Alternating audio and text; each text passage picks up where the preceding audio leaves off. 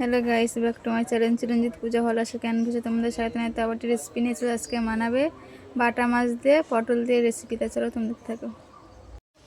দেখো এখানে আমি বন্ধুরা পটল নিয়ে নিয়েছি, এখানে বাটা মাছ নিয়ে নিয়েছি। তা আমি ততক্ষণ বাটা মাছগুলো কেটে নেব, কেটে নিয়ে পটলগুলো কেটে নেব। তা চলো কাটতে থাকি।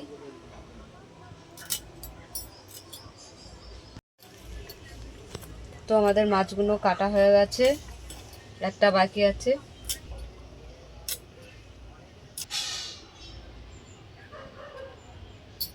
কাটা হয়ে গেছে, মাছগুলো ভালো করে ধুয়ে নেবো, তারপর পটলগুলো কাটবো পরে। কড়াইটা বসিয়ে দিলাম, মাছগুলো ভেজে নেবো আমরা। মাছে নুন হলুদ মাখিয়ে নিলাম, নুন দিয়ে দিলাম। তো কড়াটাও গরম হয়ে গেছে, কড়াতে তেল দিয়ে দিলাম। তো মাছগুলো ভেজে নেব, পটলগুলো আমি কেটে নিচ্ছি।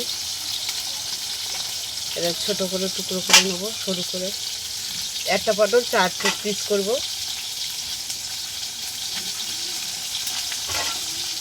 তো মাছগুলো আমাদের ভাজা সব হয়ে গেছে, তুলে নিলাম।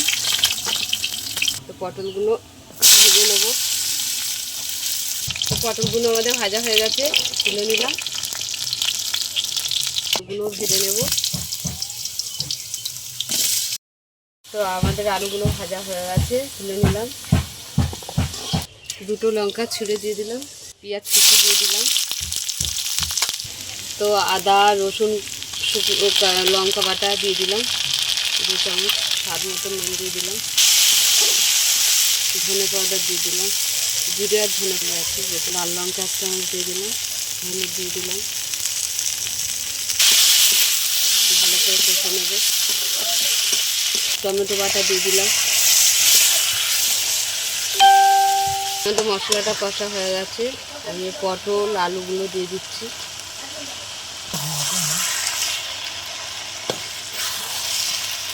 ভালো করে কষিয়ে নেব। এই জল দিয়ে দিলাম।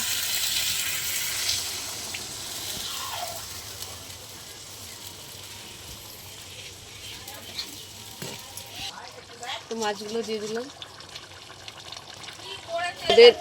মাছ দিয়ে বাটা মাছ দিয়ে পটল দিয়ে রেসিপি হয়ে গেছে।